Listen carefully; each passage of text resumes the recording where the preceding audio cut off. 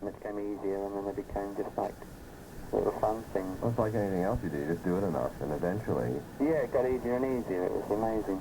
And suddenly you pop up with a song in half an hour, and it's just a little amusing thing which you don't even think is going to be any good, and everybody you play it to kind of likes that one best of all. Are you feeling a little apprehensive about the release of the album? I mean, this is the first time that you've really done anything away from the Stones, a group which has been immensely successful and has made you immensely successful, and now you're kind of striking out on your own away from a group. Does that scare you at all?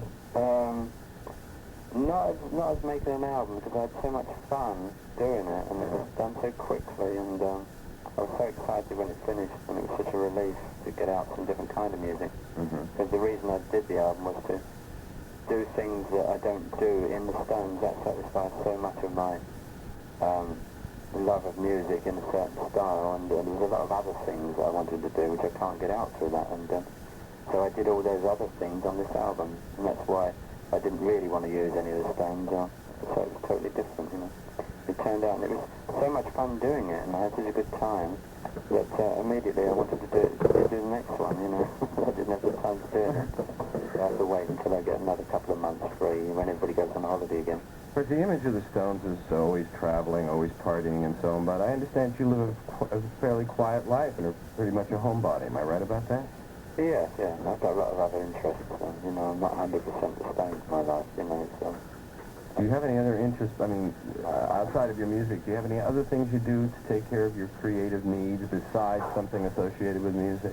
Yes, I'm very into photography in an amateurish way.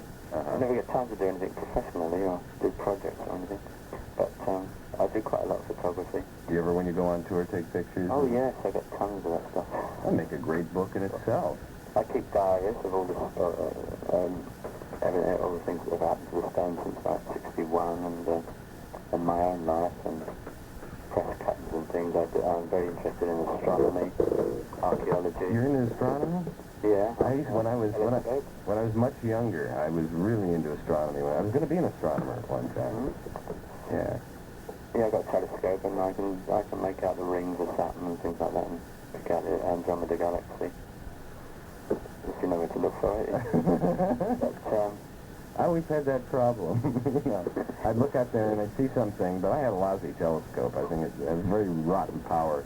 Well, this isn't too brilliant, but in France, where I live, near the Mediterranean, the air is so clear, and that you really can see a lot of things you can't see if you were living in England. Or living in New York City, my next question would be, what is free air like and clear air like, Bill? Well, it's wonderful. How do you like coming back to New York? You like the city, or? I always feel very tense in New York. It always kind of makes me go too fast, and I'm not that guy. I'm more laid back than that, and so I kind of relax easier in places like New Orleans and Los Angeles, places like that. You like New Orleans? Yeah. Spend a lot of time down there? No, unfortunately. It always seems too far away to go to. But I have visited there a few times and looked around the French Quarter, and I really like all that. How do you look, looking back on your life, how do you look back on it? Do you feel fairly fortunate for everything that's happened to you, or? Oh, yeah, I feel very lucky. You know, I think I've been very lucky, and I'm very lucky to be as contented and happy as I am, you know. I'm very well satisfied with the way things are, you know, personally and business-wise and everything now, you know. Everything straightened itself out, you know. Well, what I think is amazing is here you belong to a group that is really one of the few groups left that stuck together. Yeah. Through thick and through thin. I mean, it seems, and you never hear of rumors of breakup or particularly of discord. I'm sure you have arguments. That happens to any people that work together. But why do you think the group has always stayed so closely knit together? And apparently, for all intents and purposes, from what I can see, it doesn't show any signs of splitting the ways. Do you realize? Right. No way we're going to split up. No, I think our personalities go very well together. We all like the same kinds of music, apart from other, I mean, some of us are into jazz, some are into country music and other things, but basically we all love the kind of music we can do in the Stones. So I think the personalities are very important, and the other thing is moving away and going back to your own thing when you're not working. Yeah. So you don't get on top of each other too much. Do you see much of each other in between albums or in between tours?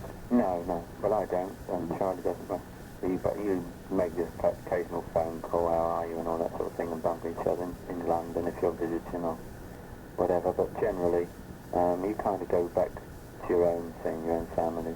What's the longest period of time that you can remember between the time that you, a period of time that you didn't play together? In other words, you didn't have an album to record, you didn't have a tour to go on?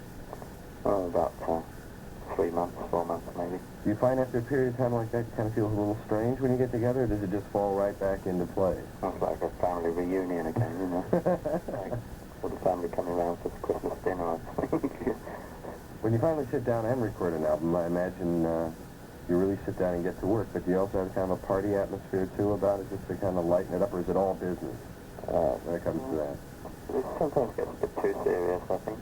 I won't go any further than that. Well, now you have your own album, and it's called Monkey Grip. Would I be right to assume that it is being released on Rolling Stones Records? Yes, it's coming out next Friday, the 17th, and, well, it looks like everything's happening really nicely. Yeah. I hope everybody don't expect a Stones album, that's all. I hope they judge it on its own merit as something different. I hope they will. I hope they will. And I'm sure you want people to hear what you have to offer aside from everybody else, and where your head's at musically, which adds musically to what the Stones is. Yeah, it's different. You're the first one to come out with your own album, aren't you? Yeah, right.